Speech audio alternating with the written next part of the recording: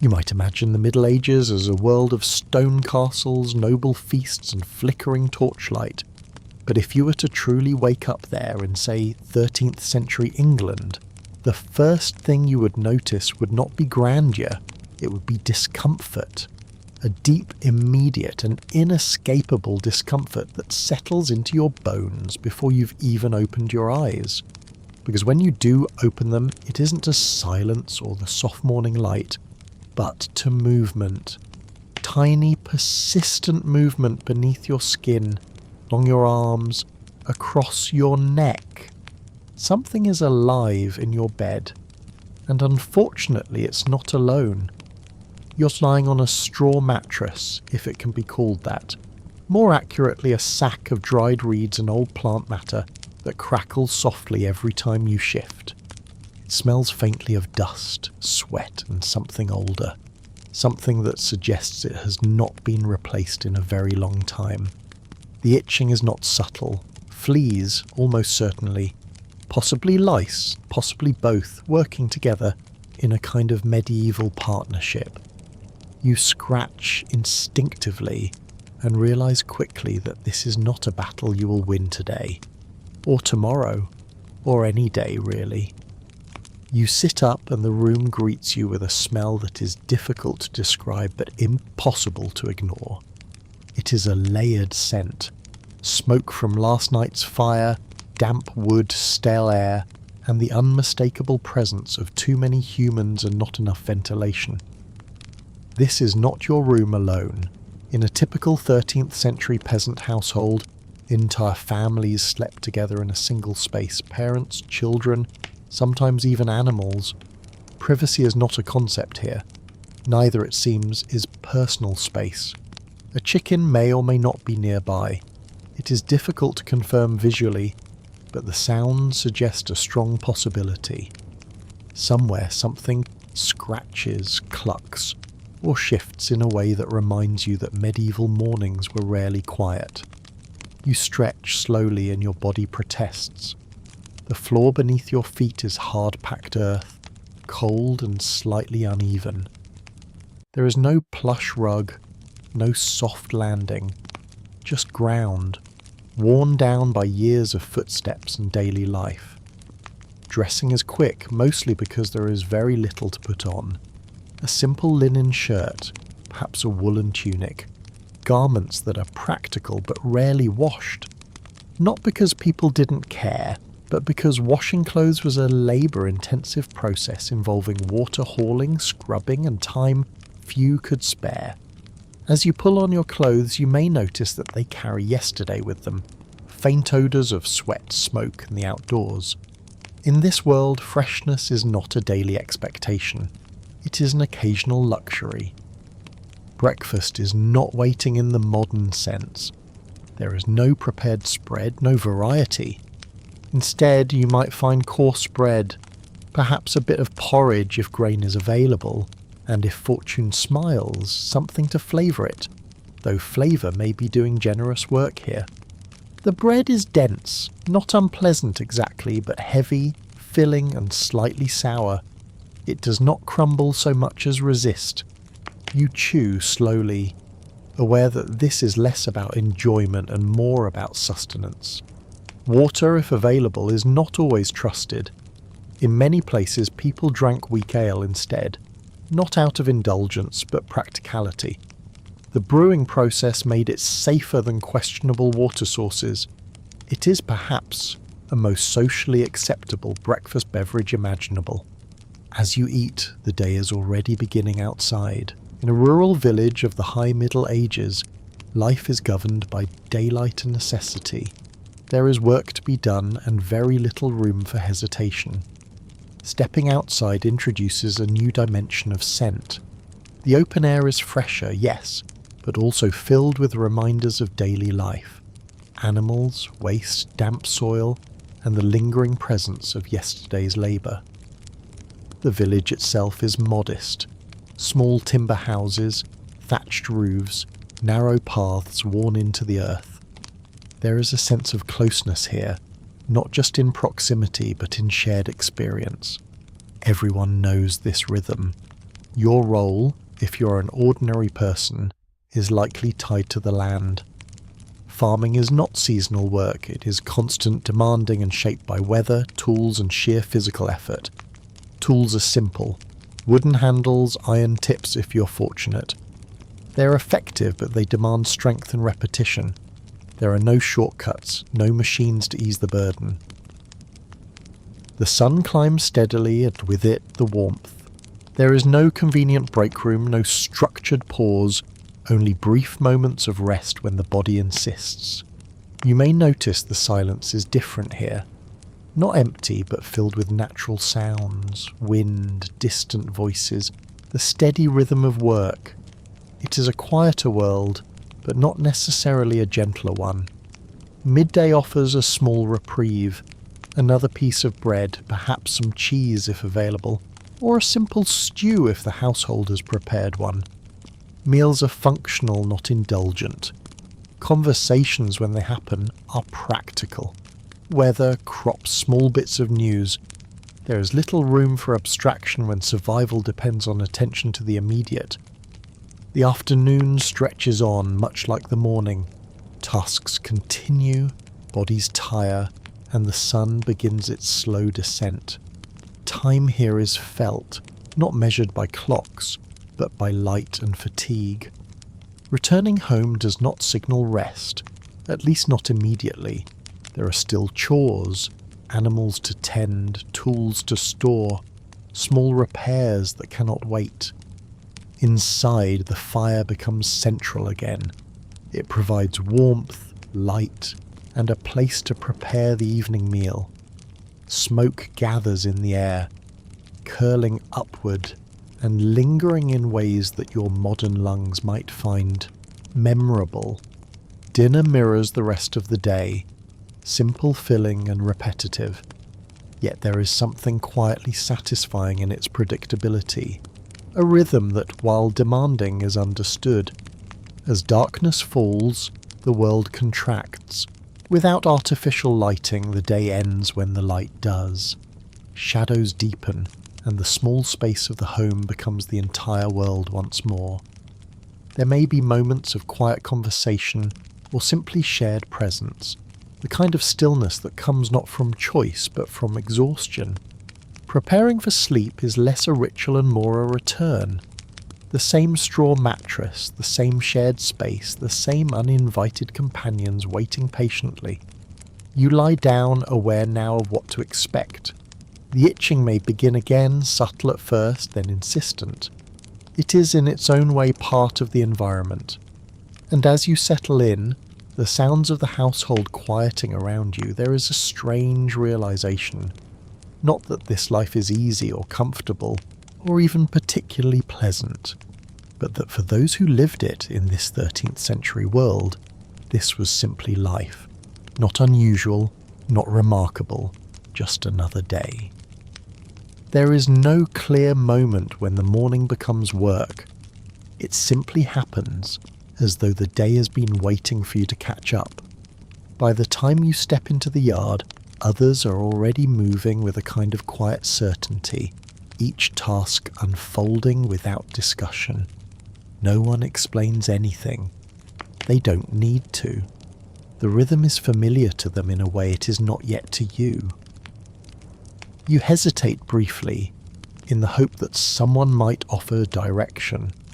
Instead, a tool is placed in your hands with the calm assurance of someone who assumes you understand its purpose. It is made of wood, worn smooth in places and less so in others, its weight settling into your grip with a certain finality. Whatever question you might have had seems, at once, unnecessary. The field lies just beyond the house, stretching outward in long, patient rows. It is not dramatic in any obvious way. There are no sweeping vistas, no sense of grandeur, only the quiet expectation that you will spend a considerable portion of your day here. Work begins without ceremony. One moment you are standing, the next you are moving in step with those around you. Following a pace that is neither hurried nor forgiving, the tool rises, falls and rises again. each motion blending into the next with a consistency that feels almost deliberate. At first, you suspect it may not be so difficult. The soil gives way with some resistance, but nothing you would describe as unreasonable. There is even a brief moment in which you consider the possibility that you might adjust to this more quickly than expected. That thought does not last. Your hands begin to register details you had previously overlooked. The handle, while functional, is not particularly accommodating. It presses in ways that seem minor at first, though their persistence suggests otherwise. You shift your grip, confident that a small adjustment will resolve the issue. It does not. You try again, with similar optimism and similar results. Eventually, you arrive at the quiet conclusion that the tool is behaving exactly as intended, and that any discomfort is, in fact, part of the arrangement. Your shoulders follow soon after, announcing their presence with a growing sense of involvement. Not pain exactly, something more measured than that. A steady reminder that they are now engaged in a task that will not be concluding in the immediate future. You glance toward the sky, expecting some indication that time has progressed in your favour. The sun, however, appears to be taking a more deliberate approach. It has risen, certainly, though not with any urgency that benefits you. Around you, the work continues without interruption. No one pauses to reflect on it. No one offers commentary. There is an unspoken understanding that this is not the sort of activity that invites discussion. You return your attention to the field, settling into a rhythm that is less comfortable than it is consistent. Each motion mirrors the last, forming a pattern that, while repetitive, leaves little room for distraction. It is difficult to think about anything else when your body is fully occupied. A breeze passes through, carrying with it the scent of turned soil and something faintly green. It lingers just long enough to be noticed before continuing on, leaving the air much as it was before. You consider it a small gesture of kindness, though not one you can rely on. At some point you straighten more out of instinct than decision, and take in the view. The village remains where you left it, unchanged and entirely unbothered by your efforts. Smoke rises in thin lines, drifting upward with a patience that feels almost instructive. When you resume, your movements feel slightly different. Not easier, but more familiar. The resistance you felt earlier has not disappeared. It has simply become expected, which is, in its own way, an improvement. Eventually, there is a pause. It is not announced, nor does it arrive with any sense of occasion. The pace slows, tools lower, and for a brief moment the day seems willing to loosen its grip. You sit, or at least stop standing with purpose and reach for what is offered. Bread, dense and dependable. A small piece of cheese if circumstances allow. It is not a meal that invites reflection, though you find yourself appreciating it all the same. Each bite is taken without hurry. There is no need. The day ahead has already made it clear that it will continue regardless of how efficiently you eat. Nearby, voices rise in quiet conversation. The topics are practical: weather, soil, or small observations that carry more weight than their simplicity suggests. There is no attempt at entertainment, only acknowledgement. You listen not out of obligation, but because there is little else competing for your attention. The words pass between them with an ease that suggests they have been said in some form many times before. The pause does not last long. It recedes gradually, almost politely, and before you're fully aware of it, you are standing again, the tool returning to your hands with a familiarity that feels undeserved. The afternoon carries a different tone. The movements remain the same, though they arrive with a quiet heaviness. Your arms feel less inclined to cooperate, your posture slightly less certain, though still steady enough to continue. The sun has shifted now, offering some evidence that time has, in fact, moved forward. It is a modest reassurance, but one you accept without question. At a certain point, you stop checking altogether. The day will end. That much seems certain. Whether you monitor its progress or not appears to have little influence on the outcome. The field, once expansive, begins to feel smaller, not because it has changed, but because you have grown accustomed to its boundaries. Each row presents itself with the same quiet expectation, each movement echoing the one before it. There is something almost calming in that repetition, though you would hesitate to describe it as enjoyable. As the light softens, the world adjusts with it. Shadows lengthen, the air cools slightly, and the sounds of the day settle into something more subdued. It is not silence, but it is closer to it than before. When the work finally slows, it does so without announcement.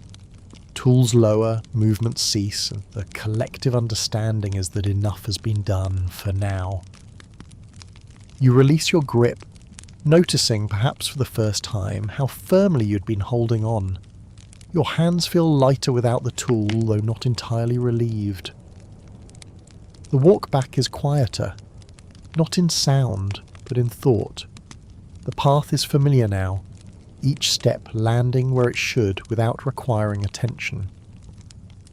The village receives you as it did that morning, unchanged, steady, and entirely indifferent to the passage of your day. Nothing has shifted in your absence, which feels both reassuring and in a small way inconvenient. Inside, the dim interior waits patiently.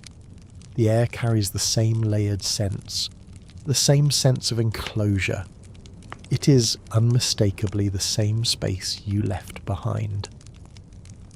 And as you step back into it, there is a quiet realization that settles in, not all at once, but gradually. This was not an unusual day. It was not particularly difficult, nor especially noteworthy. It was simply what the day required, and what the next one will likely require as well. You notice it when the work slows, not when it begins. The field releases you without ceremony, and for the first time that day your attention drifts somewhere else. The village, which had sat quietly in the distance all morning, now feels closer, less like a backdrop, more like the place everything returns to whether you intend it or not. As you walk back, the ground changes beneath your feet. The soil gives way to a more worn path, compacted by years of use, its surface shaped by countless others making the same return. No one rushes. There is no signal that the day is ending, only a shared understanding that it has reached a point where continuing would serve little purpose. The houses come into clearer view, their shapes uneven, their construction practical rather than precise. Nothing appears designed to impress, only to endure. Smoke lifts slowly from a few openings, drifting into the clouded sky without urgency. It does not suggest activity so much as continuation. You pass by a doorway and catch a glimpse inside. Dim light, low ceilings, the same confined arrangement you left behind earlier, unchanged in your absence. A dog lies near the entrance of another house, watching without interest as you pass. It does not move, nor does it need to. Further along, a small group has gathered near what appears to be the centre of the village, though nothing marks it as such beyond habit. They are not working exactly, standing, speaking in low tones, exchanging information that seems both important and entirely ordinary. You slow, not out of caution, but because the pace of the village encourages it. Movement here feels less directed, more absorbed into the space itself. Someone nods in your direction, not as a greeting, but as acknowledgement. You return it without fully understanding the expectation, which appears to be sufficient. Nearby, a cart rests unevenly, one wheel slightly misaligned. It does not seem to be in immediate danger of use, nor in any particular hurry to be repaired. The air carries a mixture of scents: wood smoke, damp earth, something cooking at a distance. None of it is sharp, but together it forms a presence that settles in quietly. You begin to notice how little separates one space from another. There are no clear boundaries, only gradual shifts from one area of use to the next. A woman passes carrying a small bundle, her pace steady, her attention fixed ahead. There is no wasted movement, nothing done for appearance. Children move nearby, not loudly, but with a kind of contained energy, as though they have learned early how much space they are allowed to occupy. You realise slowly that no one here appears idle. Even standing still seems to carry a purpose you have not yet learned to recognise. There is a structure to it, though not one that has been explained. You begin to sense it in the way people move, in the way they stop, in what they choose not to do. You follow the path without deciding to, letting it guide you past familiar shapes that are beginning to feel less unfamiliar. At the far end of the village, a larger building stands, its construction slightly more deliberate than the rest. It does not dominate, but it does not disappear either. People approach it without hesitation, entering and leaving with a quiet regularity that suggests importance without spectacle. You do not enter, not because you're told not to, but because something about the space makes the decision unnecessary. Instead, you remain outside, observing the way others move around it, noting how their pace adjusts as they draw near, then resumes once they pass. There is no announcement, no instruction, only a subtle shift in behaviour that seems to carry its own meaning. As you turn away, the village continues around you, unchanged by your attention. The same conversations, the same movements, the same quiet persistence. You begin to understand that much of what happens here does not require explanation. It is learned through repetition, absorbed over time, until it no longer feels like something to question. The path leads you back toward the house without effort. You do not remember deciding to return, only that you are already on your way.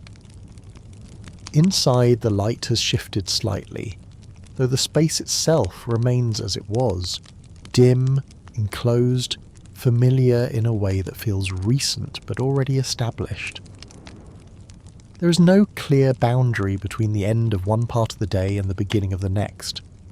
The transition happens quietly, without acknowledgement.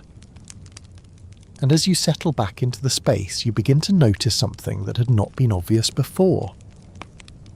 It is not just that the day follows a pattern. It is that the pattern does not belong to you. The light fades in a way that almost goes unnoticed at first, not disappearing so much as thinning out, leaving the room to rely more heavily on the fire than the day. It happens gradually, without any clear dividing line, and by the time you realise it, the shift has already taken hold. The corners of the room retreat slightly, the walls feeling farther away even though nothing has moved. Inside, attention gathers around the fire without instruction. People drift closer in small, unremarkable ways, adjusting their position as though following something long practiced rather than consciously decided. No one calls for it. No one signals that this is the next part of the day. It simply happens, and you find yourself following along, taking a place among them without being asked. The air carries a weight that wasn't as noticeable earlier. Smoke lingers near the ceiling, never quite escaping, softening the space and dulling its edges. It doesn't sting or overwhelm, but it makes itself known in a quiet, persistent way, as though it has settled in with the rest of you, The fire becomes the center of everything, not because it demands attention, but because there is nothing else that competes with it. Its movement is steady, unhurried, consuming what it's given without hesitation. You find yourself watching it for longer than expected, not out of fascination, but because it offers something consistent to look at. Someone leans forward and adjusts a piece of wood, sending a brief scatter of sparks upward. They rise quickly, hesitate in the air, then vanish just as easily, leaving no trace of their presence. The action is small, almost forgettable, yet it draws your attention more than anything else in the room. A pot hangs above the fire, its contents thick enough to resist the motion of the spoon that stirs it. When it shifts, it does so slowly, as though reluctant to change its shape. Whatever is inside has been there long enough to settle into itself. When the food is passed, it moves from one person to another without any sense of occasion. There is no moment where everyone pauses, no shared acknowledgement that this is the meal.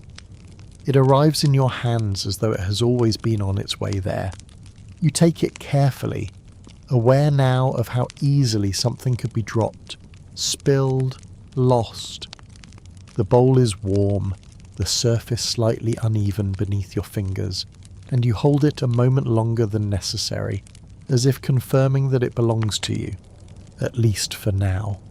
The first taste is difficult to describe, not because it is unusual, but because it is not. It exists somewhere between expectation and necessity, offering just enough to satisfy without leaving any lasting impression. You continue eating not out of enjoyment, but because stopping would serve no purpose. There is no urgency in the room, no sense that anything needs to be completed quickly.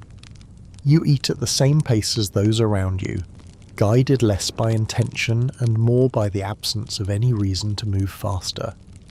Conversation continues in low tones, never rising above what the room seems willing to hold. Voices overlap occasionally, but never in a way that disrupts the rhythm. It feels less like a discussion and more like something that moves alongside everything else. You catch fragments rather than full exchanges. A mention of weather, though it sounds much like it did earlier. A passing reference to a season that may or may not have been better. Nothing lingers long enough to become the focus. At times, the conversation fades entirely, leaving behind a quiet that does not ask to be filled. No one rushes to speak. The silence arrives, stays, and passes without drawing attention to itself. A child shifts closer to the fire, drawn in by its warmth rather than anything being said. The movement is small, but it alters the space slightly, making room for itself without disrupting anything else. The firelight changes the way everything appears. Faces soften, shadows deepen, and the room takes on a quality that feels less defined, though not less real. Edges blur, details fade, and what remains is enough. You glance toward the doorway where darkness has fully replaced the last traces of daylight. The transition feels complete, though no one has acknowledged it. There is no clear signal that the day has ended. No one marks the moment, no one declares it finished. The work has simply stopped, and this has taken its place. You begin to understand that this part of the day asks something different of you. Not effort, not focus, something quieter. Presence, perhaps, though even that feels like more than is required. The bowl empties without your noticing when it began. You lower it slowly, turning it slightly as if something more might appear from a different angle. It does not. No one seems concerned by this. The portion appears to have met expectations which you are beginning to understand were never especially high to begin with. Across the room, someone shifts their position, settling in more completely. Others follow in small ways, adjusting their posture, redistributing their weight, each movement subtle enough to go almost unnoticed. The fire continues its steady work, consuming what it's given witut any sense of urgency. It does not hurry, and nothing around it suggests that it should. You feel the day more clearly now, not as something heavy, but as something finished. It settles into your shoulders, your hands, your posture, leaving behind a kind of quiet completeness. There is no discussion of what comes next. Tomorrow is not mentioned, not because it is uncertain, but because it is understood well enough not to require explanation. The room grows quieter as time passes, though it is difficult to say how much time has actually gone by. Without light to measure it, everything feels less defined. You notice how little is required to maintain this moment. No one reaches for distraction. No one appears to expect anything more from it than what it already provides. The space holds itself together without effort. Conversation rises and falls in small waves, each one fading before the next begins. You sit there, aware of everything and nothing at the same time, your attention drifting without direction, settling wherever it happens to land. And somewhere in that stillness, you begin to recognize a pattern that extends beyond the day itself. Nothing here asks to be finished.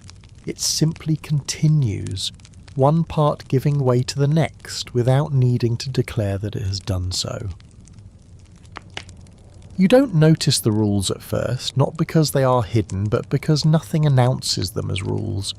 They exist in the same way everything else does here, quietly, consistently, without asking to be understood. It begins with something small.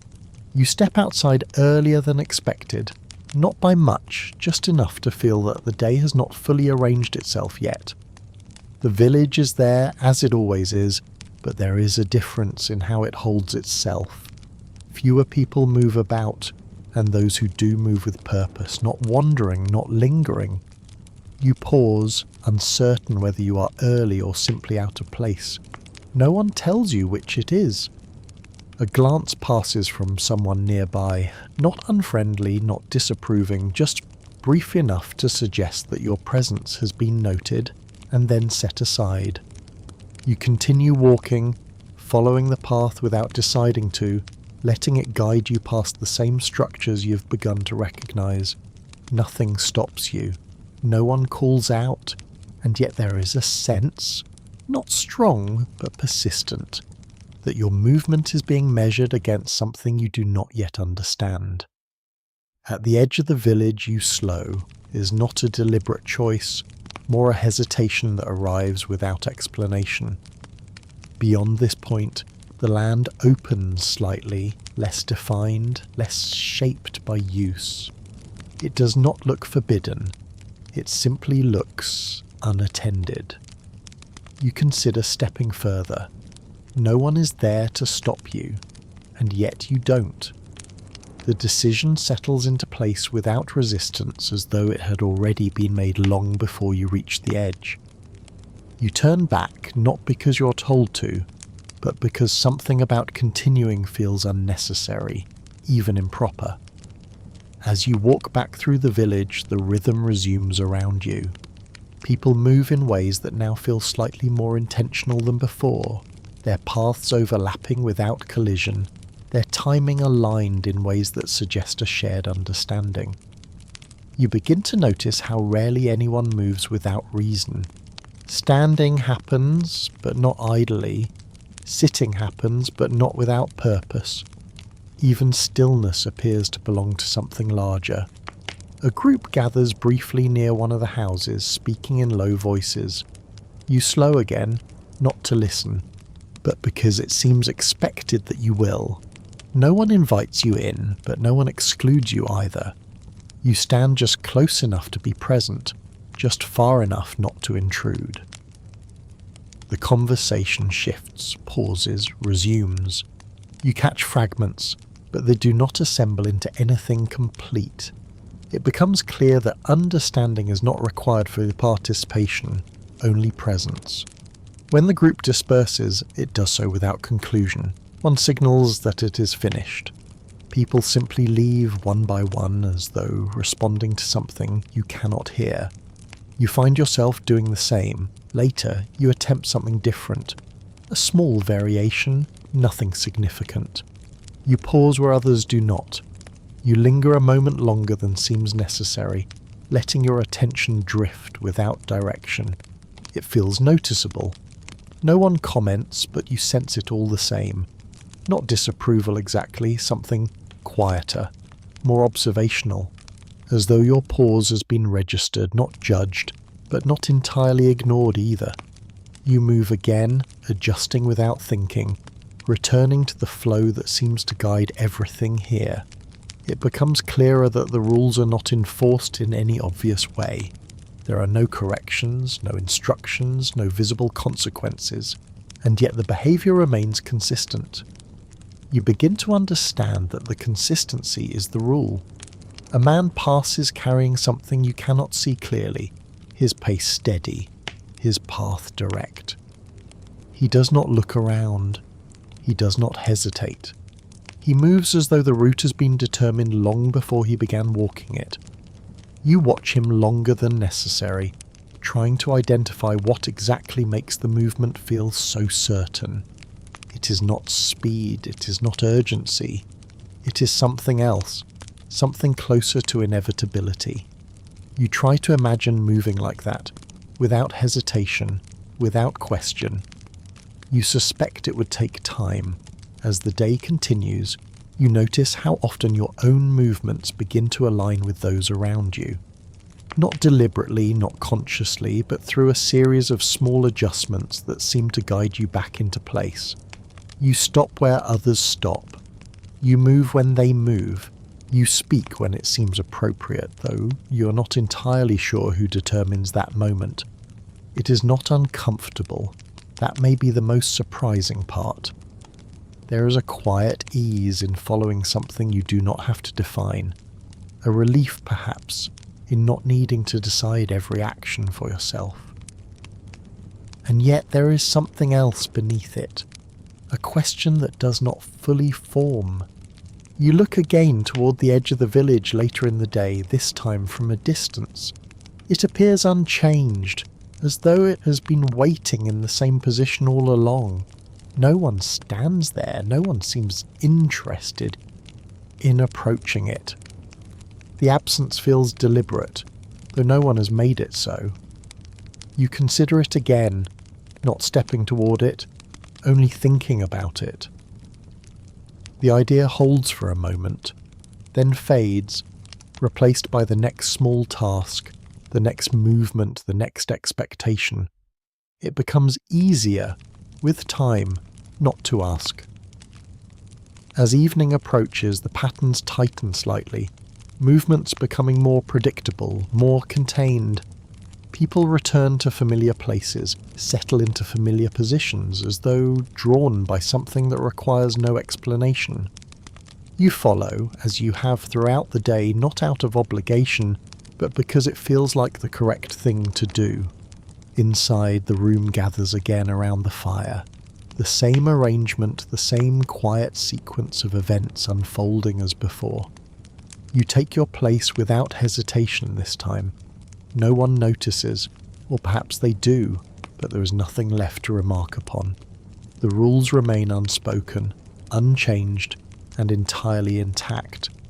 And as you sit there, listening to the low rhythm of voices and the steady movement of the fire, you begin to understand something that had not been obvious before.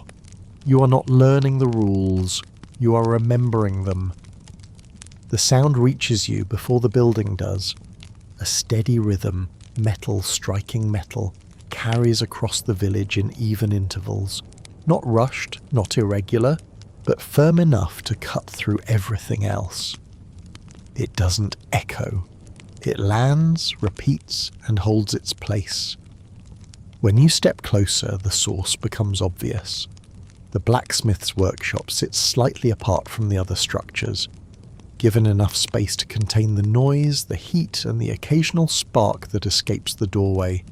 The entrance is open for ventilation. From where you stand, you can see most of what matters inside.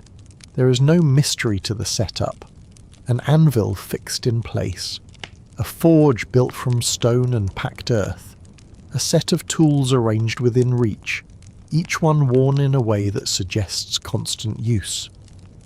The smith himself stands over the anvil, shoulders squared, one hand gripping tongs, the other raising and lowering a hammer, in controlled repetition. Each strike lands in nearly the same place with only slight adjustments between them. He is not shaping something new. He is fixing something that already exists. A farming tool, its edge bent, its surface uneven from use, is held steady against the anvil. As he works it back into form, the metal has already been heated once, brought to a dull glow, then removed just before it lost its shape. Timing matters more than force. If the metal cools too much, it resists. If it heats too long, it weakens. The work sits somewhere in between. Beside the forge, a set of bellows rest against the ground, operated not continuously but in measured intervals. A younger boy works them now, pressing down, releasing, then waiting before repeating the motion. He watches the fire more than the smith, adjusting based on the colour of the coals. Rather than any instruction, no one tells him when to move. He has already learned when it's needed. The air inside the workshop is heavier than outside. Smoke mixes with heat, and the smell of burnt material lingers in a way that doesn't fully clear, even near the doorway. It isn't overwhelming, but it stays with you. Another man waits just outside, holding a tool in both hands. He doesn't step in, he doesn't interrupt. He waits until the current work is done. When the smith lowers the hammer and sets the piece aside, the man steps forward without being called. The exchange is brief. No negotiation, no inspection beyond what's necessary. The tool changes hands, and the next one is placed down in an exact spot. What becomes clear quickly is that this work is not occasional. It is constant. Nothing here is built to last indefinitely. Edges dull, handles loosen, metal bends under repeated use. Every tool in the village moves through this space eventually, not once but repeatedly. Replacement is rare, repair is routine. Near the wall, a small pile of finished pieces sits in no particular order. Hose, nails, fittings, pieces that look simple, but are clearly necessary. None are decorative. None are made for display. Everything here has a function. A horseshoe rests among them, its curve slightly uneven, its surface marked by earlier use. It has been reshaped, not created fresh. The metal carries its history with it. You begin to understand that even iron is not treated as permanent. It is reused, reworked, returned to use again. The smith lifts another piece from the fire, turning it slightly in the tongs before placing it on the anvil.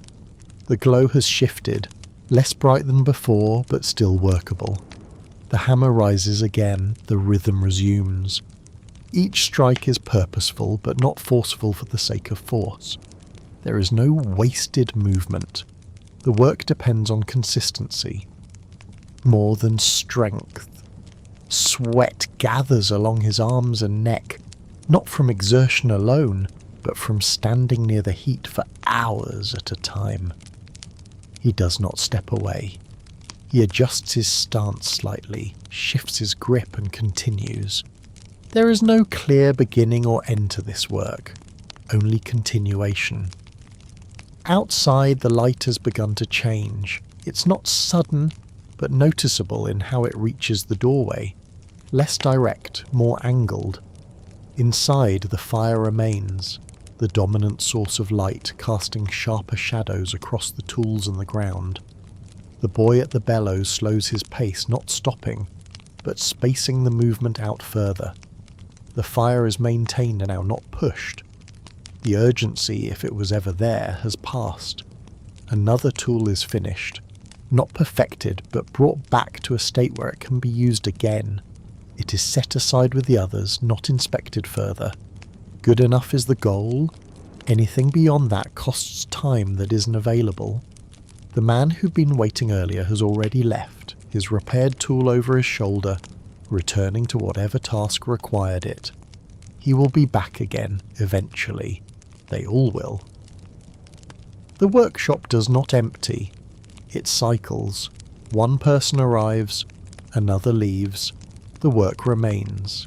You step slightly to the side, as someone moves past you carrying a bundle of metal pieces, each one small, each one necessary for something you may never see directly.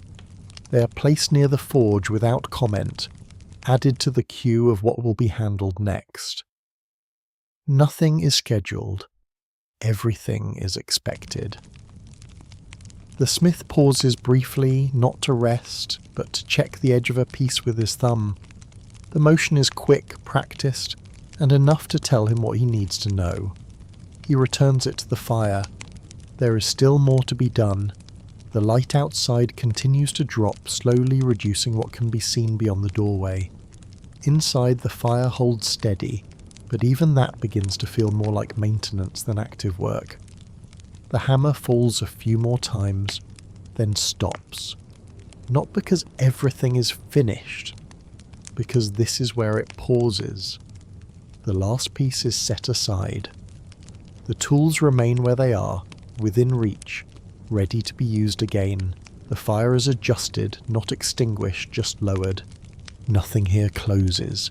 It simply waits for the next time it's needed, and it won't be long. If iron keeps the village running, wood gives it shape. Nearly everything around you depends on it. The walls of the houses, the frames that hold them upright, the carts that carry goods, the handles that make tools usable, all of it begins as rough timber and ends only after repeated cutting, shaping and adjustment.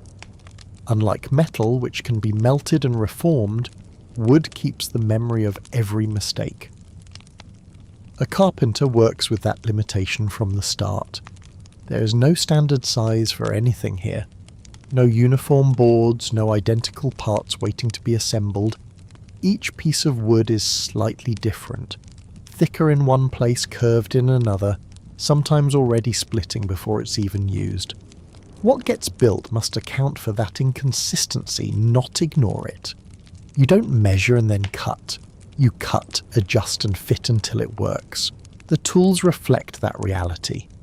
A carpenter's kit is simple. An adze for shaping, a handsaw for cutting, chisels for finer work, and a wooden mallet to drive everything into place. None of them guarantee precision. A straight cut depends as much on the worker's control as the tool itself, and even then, it may need correcting. Edges are shaved down gradually. Surfaces are flattened by repeated passes. Not a single clean motion. Every action takes time and, more importantly, attention. A mistake isn't just inconvenient.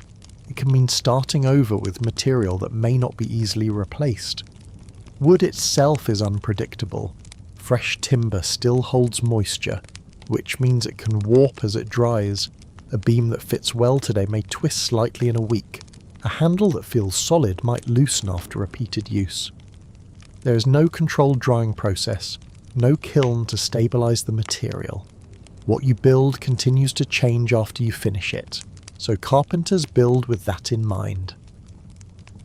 Joints are made tighter than necessary, expecting that they will loosen.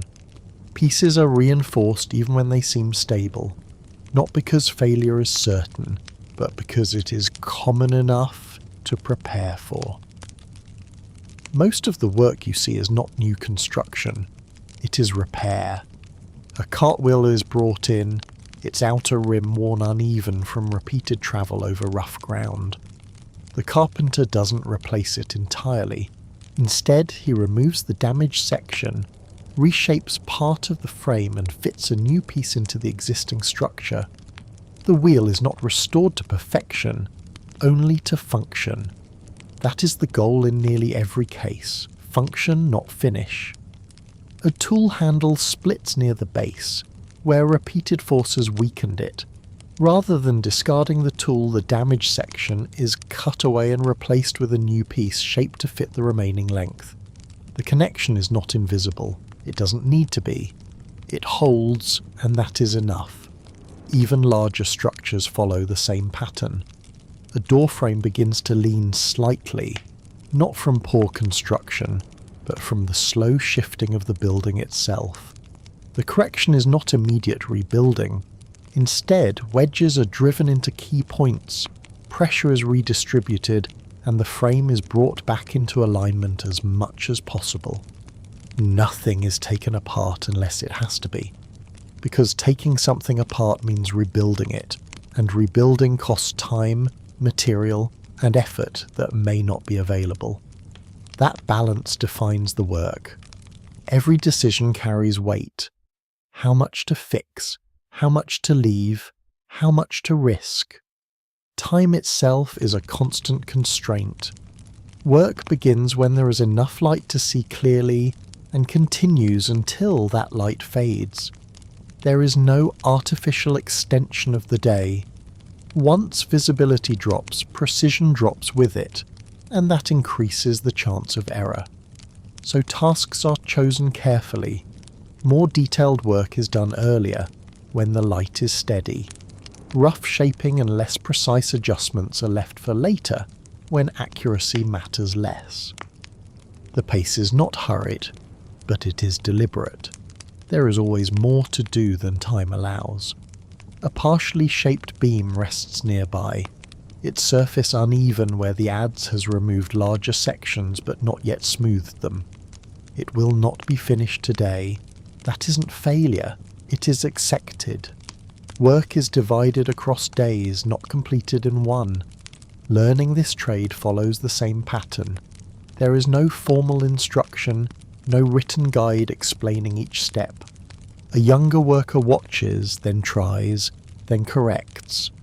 The first cuts are rough, the first joints rarely fit cleanly. Improvement comes through repetition, not explanation. Mistakes are not avoided. They are absorbed. A poorly cut piece is not always discarded. Sometimes it is reshaped into something smaller, something still useful. Waste is minimized wherever possible, not out of principle but necessity. Material matters. Wood must be gathered, transported and stored, and even then, not all of it is usable. A warped log may yield only a few workable sections.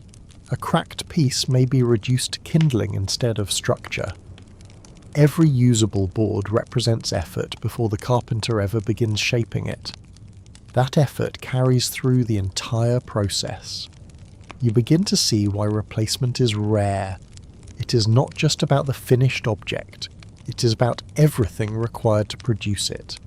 So the cycle continues. A handle breaks, it is replaced. A wheel weakens, it is reinforced. A beam shifts, it is corrected. Nothing remains untouched forever, but very little is ever truly new. The village is held together by these small continuous adjustments, and unlike the blacksmith's work, which depends on heat and timing, carpentry depends on patience. There is no moment where the material becomes easier to shape. It resists in the same way from start to finish, yielding only to repeated effort. By the time the light begins to fade, the work does not conclude, it pauses. Tools are set down within reach, not stored away. Partially finished pieces remain where they are, their shapes incomplete but understood. There is no need to mark what comes next, the next step is already known. When work resumes, it will begin from exactly where it stopped. Nothing here is finalized. It is only brought as far as the day allows. Clothing begins long before it looks like clothing. What you see people wearing, tunics, cloaks, simple layers of wool or linen, starts as loose fibre that cannot be used as it is. Wool comes from sheep, thick and uneven, carrying dirt, oils, and bits of the field with it. Flax, used for linen, begins as a plant that must be broken down, dried, and separated before it yields anything usable. Before a single thread is made, the material has to be prepared. Wool is cleaned and pulled apart by hand, removing debris and aligning the fibres so they can be worked more easily. This process does not happen quickly. It is repetitive, often done in small stretches of time, and it determines how smooth or rough the final thread will be. Flax requires even more preparation. The stalks are soaked, dried and beaten until the usable fibres can be separated from the rest of the plant. What remains is finer than wool, but more difficult to produce. Linen is valued for that reason, even if it takes longer to make. Only after this preparation does spinning begin. Thread is made by twisting these loose fibres together, and the most common tool for this is the drop spindle, a simple weighted stick that turns in the hand or hangs freely, pulling the fibres into a continuous line. It looks simple, but the result depends entirely on control. Too much twist and the thread becomes tight and brittle. Too little and it falls apart. The spinner adjusts constantly. The thickness of the thread changes slightly from moment to moment, depending on how evenly the fibres are fed into the twist. There is no mechanism to regulate it. Consistency comes from experience, not design. This is slow work. Thread is made one length at a time, then wound and started again. There is no way to produce large amounts quickly. Even a small bundle of usable thread represents steady effort over time. Without thread, nothing else happens. Weaving comes next, but it depends entirely on what has already been spun. A loom holds threads in place stretched vertically or across a simple frame, while another thread is passed over and under them to build fabric row by row. The structure is straightforward, but the process is not. Each pass must be placed correctly. The spacing matters. The tension matters. If either is off, the cloth weakens or becomes uneven. Corrections can be made, but only within limits. Once woven, the fabric cannot easily be undone. The width of the cloth is fixed by the loom. If a loom is narrow, the fabric is narrow. That limitation carries forward into everything made from it. Larger pieces of clothing are assembled from smaller sections, joined together instead of cut from a single wide piece. This affects how garments are shaped. Clothing is not designed for style. It is designed to use material efficiently. Straight cuts are preferred because they waste less fabric. Curves and fitted shapes require more trimming, which means more loss. So most garments follow simple forms. A tunic hangs loosely. Sleeves are attached with minimal shaping. Cloaks are cut to cover, not contour. The goal is coverage, warmth and durability, not precision fit. Once made, clothing does not leave the cycle. It is worn, stressed, and gradually damaged by daily use. Work in fields, contact with tools, exposure to weather, all of it takes a toll on the fabric. Tears appear first in places that carry strain. Elbows, knees, seams, anywhere the cloth is pulled repeatedly. When that happens, the garment is not discarded. It is repaired. A needle and thread are used to close the tear, sometimes neatly, sometimes not. If the damage is larger, a patch is added, a separate piece of fabric stitched over the weakened area. Over time, these repairs accumulate. A single garment may carry multiple patches, each one added at a different time, each one slightly different in colour or texture. The result is not uniform, but it remains functional. That is what matters. Replacement is rare, not because people prefer repair, but because making new clothing requires returning to the beginning of the entire process. Fibre preparation, spinning, weaving, cutting. Each step takes time, and time is limited. So garments are extended as long as possible. Even when a piece is too worn to function in its original form, it may be repurposed. Sections are cut away and reused for patches. Smaller pieces become cleaning cloths or wrapping material. Very little is thrown away without use. This constant reuse defines the system. Production never truly stops. Spinning happens whenever there is a free moment. A worker may twist fibres into thread while seated, while waiting, or while managing other tasks nearby. It does not require a fixed space, only attention and time. Weaving is more stationary, but still ongoing.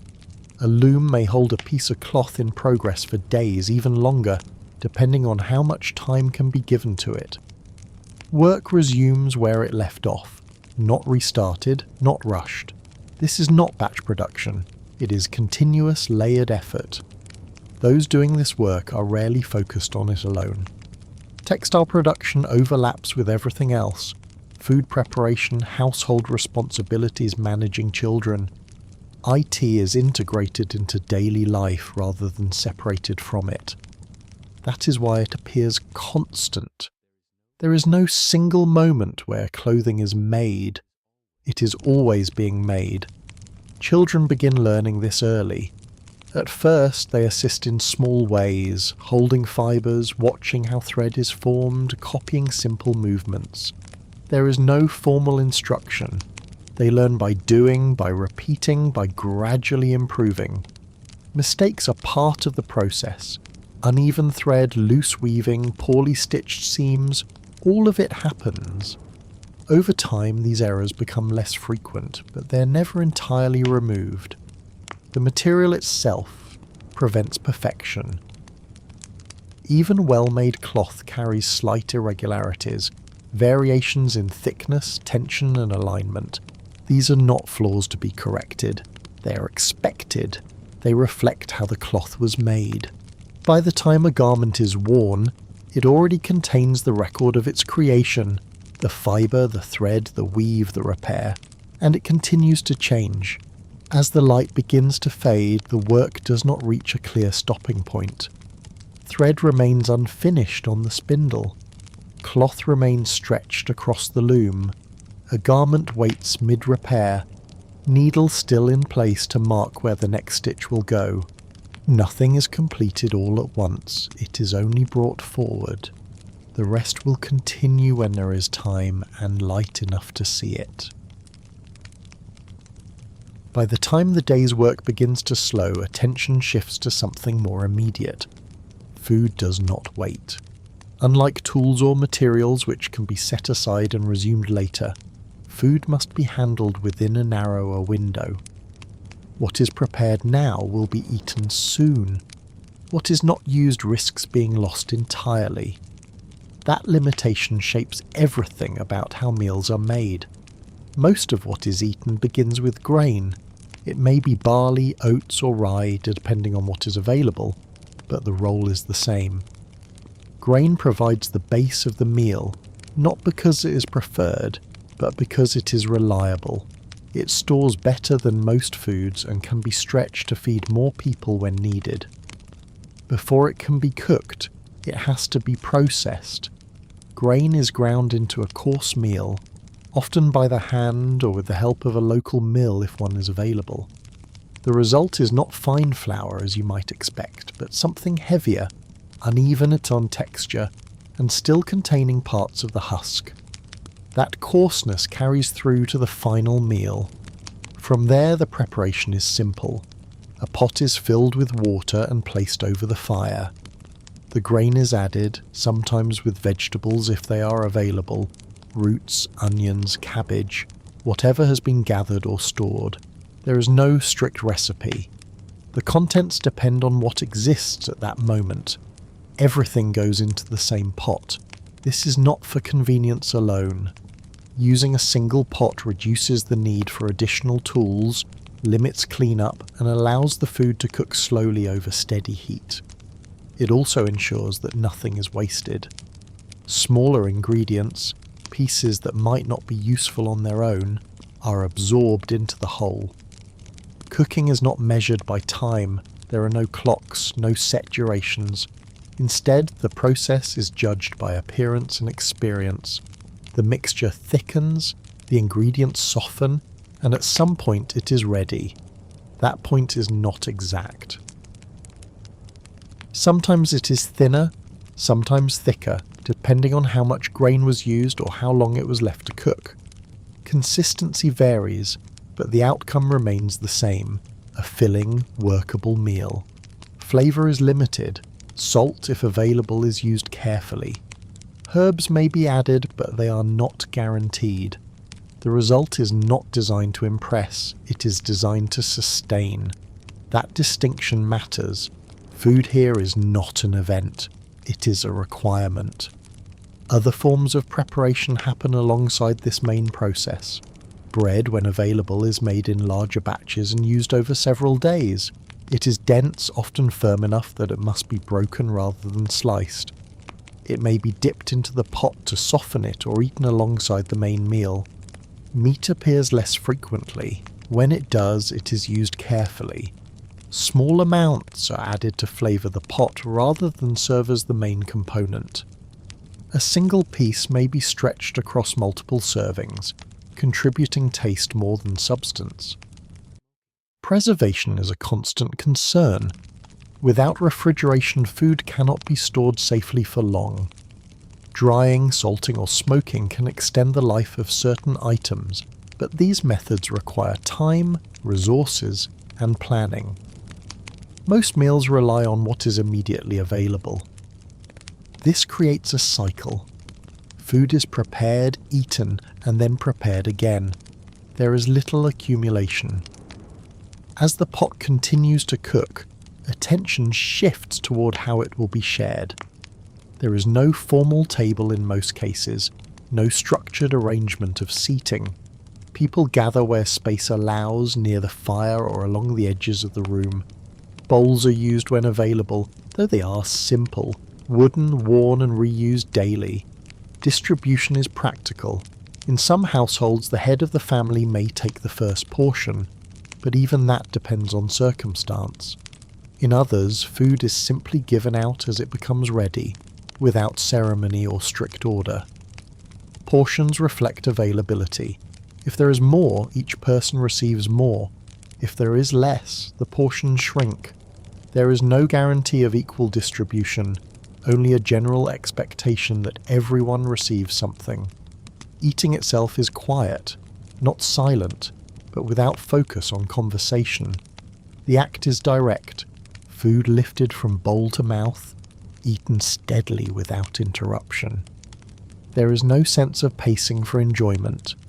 The pace is set by hunger and the temperature of the food. Utensils are limited. A spoon, if present, is used. Otherwise, hands are sufficient. Bread may serve as both food and tool, used to scoop or hold portions from the bowl. Nothing is wasted. If food remains in the pot, it is consumed or set aside briefly with the understanding that it will not last long. Leaving it unused is not an option. This shapes behaviour as much as preparation does. People take what they will eat, no more, no less. As the meal comes to an end, there is no clear signal that it is finished. People simply stop eating. Bowls are set aside, the pot is checked, scraped if necessary. Any remaining food is handled quickly, either divided or consumed before it spoils. Cleanup is minimal. Water is used sparingly, often just enough to rinse what must be reused. The same vessels will be needed again soon. The fire, however, remains important. It is adjusted rather than extinguished. The flame is lowered, maintained at a level that will last into the night without consuming all available fuel.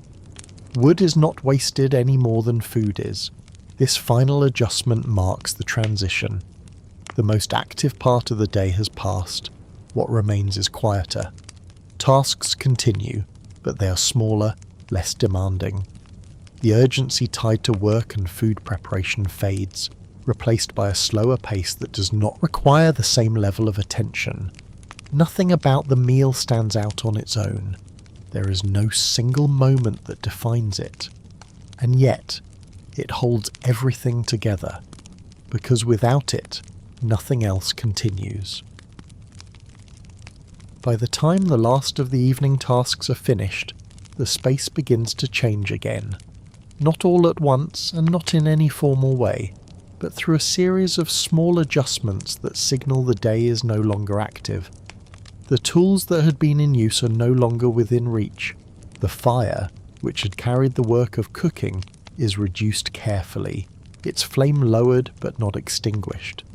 The room shifts from use to rest. Sleeping does not require a separate place.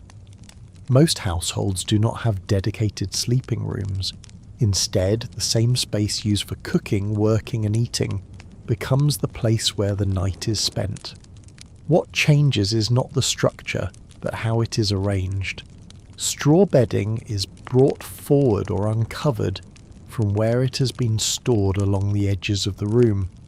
It is not soft in the way you might expect, but it provides enough separation from the ground to make rest possible. Over it, simple coverings are laid, wool if available, linen if not. Comfort is limited, but sufficient. People do not spread out evenly. Space is shared, often closely. Families group together, not only out of familiarity, but for warmth. The closer the bodies, the less heat is lost during the night. In colder conditions, this is not optional. Position matters. Those closest to the remaining warmth of the fire benefit the most, though the space is not reserved in any formal sense. Over time, placement becomes understood rather than assigned. The fire itself is managed with care. It is not left burning freely. That would consume too much fuel and increase the risk of sparks spreading beyond the hearth. Instead, the wood is adjusted so that the fire settles into a lower, controlled burn, enough to provide heat, not enough to demand attention. Too little, and the room grows cold. Too much, and it becomes a danger. That balance is maintained without measurement, guided by habit and experience. Light fades quickly once the fire is reduced. There are no other consistent sources of illumination. Candles may exist, but they are not used casually. They cost time and material to produce, and their use is reserved for necessity rather than comfort. Most activity stops because it can no longer continue. Without light, detailed work is not possible. Movement becomes slower, more deliberate, limited to what can be done without seeing clearly. The day ends not by decision, but by condition. Clothing is adjusted rather than changed. There is no separate nightwear in most cases. What has been worn during the day is loosened, repositioned, or partially removed depending on comfort and temperature. Layers are used as needed, not replaced. Nothing is wasted on formality. The final movements before rest are small. A bowl is moved aside, a piece of cloth is folded and placed within reach. A tool left near the wall is shifted slightly so it will not be stepped on in the dark. Each action is minor, but together they prepare the space for what comes next. There is no single moment where the room becomes still. Instead, activity decreases in stages. Voices, already minimal, drop further. Conversations do not end, they fade. One person settles, then another. Movement continues at the edges, then lessens again. Sound does not disappear. It changes. The sharper sounds of the day, tools, movement, voices, are replaced by quieter ones. Fabric shifting, a brief cough, the low movement of someone adjusting their position. Beyond the walls, the village follows the same pattern. Other fires are reduced, other rooms settle. The sounds that carried earlier, work, animals, movement, become less frequent. What remains is spaced further apart, less defined, but still present. The night is not silent, it is simply less active. The risks of the night are understood, even if they are not discussed. Cold remains a concern, especially as the fire lowers. Those without sufficient covering feel it first. The difference between comfort and discomfort can be small but noticeable. Fire, though necessary, is also watched. A flame left too high can spread. A coal displaced from the hearth can damage more than it warms. That is why the fire is reduced carefully, not abandoned. There are other uncertainties as well. Animals may move nearby. Structures settle and shift with changes in temperature. Sounds that are ignored during the day become more noticeable in the quiet. These are not interruptions, they are part of the night. Rest itself is not always immediate. Some lie down and settle quickly. Others adjust repeatedly before finding a position that holds. The bedding shifts slightly with each movement, the straw compressing and reforming under weight. There is no perfect stillness, only a gradual reduction in motion. The warmth of the room changes over time. As the fire continues to lower, the air cools slowly. Those closer to the centre remain warmer. Those further away rely more on their coverings and proximity to others. The difference is subtle, but constant. Nothing is actively controlled now. The space has been set, and what follows happens within it. Sleep comes in stages, not all at once and not in the same way for everyone. Some drift quickly into rest. Others remain aware longer, listening to the quieter sounds of the room as they settle. There is no clear boundary between waking and sleeping, only a transition. Outside, the village holds its shape in the dark. The structures remain where they are, unchanged but less visible. Paths that were clear during the day are no longer used. Movement, if it happens at all, is limited and cautious. Most remain where they are. Inside, the fire continues its slow decline. What was once a working flame is now a low bed of heat, enough to last through part of the night, not all of it. By morning it will need to be built again, just as it was before. Nothing carries over without effort. That is the pattern. The day does not end in completion, it pauses. What has been done remains. What has not will be continued. The same tools, the same materials, the same routines will return with the light. For now the room holds steady. Movement has nearly stopped. The sounds have settled, and the day, as it has been lived, gives way to the night.